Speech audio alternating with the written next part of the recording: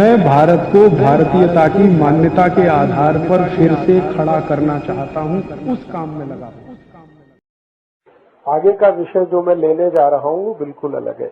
Doctor बहुत कहते हैं कि अंडा खाना बहुत आवश्यक है और उनका हिसाब किताब वो जो है ना वो प्रोटीन वाला है, प्रोटीन इसमें ज्यादा है, विटामिन ए ज्यादा है। ठीक है, आपको मैं एक मजे की बात बताता हूं। ये डॉक्टर जो पढ़ाई करते हैं वो पढ़ाई का नाम है MBBS, है ना, और MD या MS। ये पूरी पढ़ाई आपको मालूम है परदेश से आई है, मालूम है ना। MBBS, MD, MS की पढ़ाई परदेश से आई है, परदेश में भी यूरोप से आई है। यूरोप में जो लोग होंगे, मैंने आपसे कहा उनके पास तो मांस और अंडे के अलावा कुछ है नहीं खाने के लिए।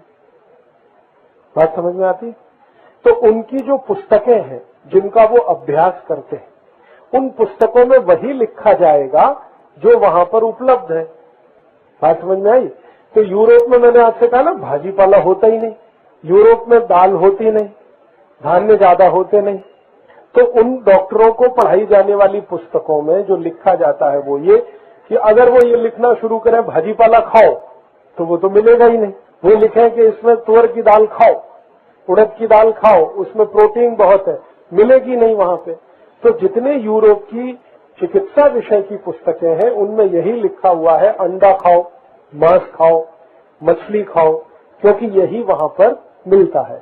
मछली भरपूर मिलती है क्योंकि समुद्र काफी है, अंडा बहुत मिलता है क्योंकि मुर्गियां बहुत है, ठंडे प्रदेश में मुर्गी का पालन अच्छे से हो सकता है, और मांस बहुत है क्योंकि पशु भी है उनके पास। तो इसलिए उनकी पुस्तकों में यही सब लिखा जाता है। अब हमारे देश में यही चिकित्सा पढ़ाई जाती है, MBBS, MS, MD। तो हमने वो चिकित्सा वहां से ले आई, अब वो हमारे विद्यार्थियों को पढ़ा रहे हैं, तो उसमें भी यही पढ़ रहे हैं।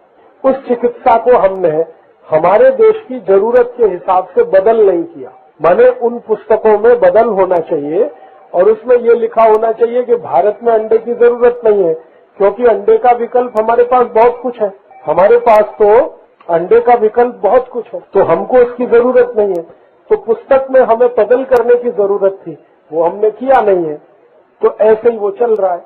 तो इसलिए जो डॉक्टर इस विषय को पुस्तकों के आधार पर पढ़कर निकलते हैं वो अपने मरीजों को बोलते रहते हैं अंडा खाओ, कभी कभी तो कह देंगे मांस खाओ, गाय का मांस खाओ, डूकर का मांस खाओ, ऐसा वो बोलते हैं।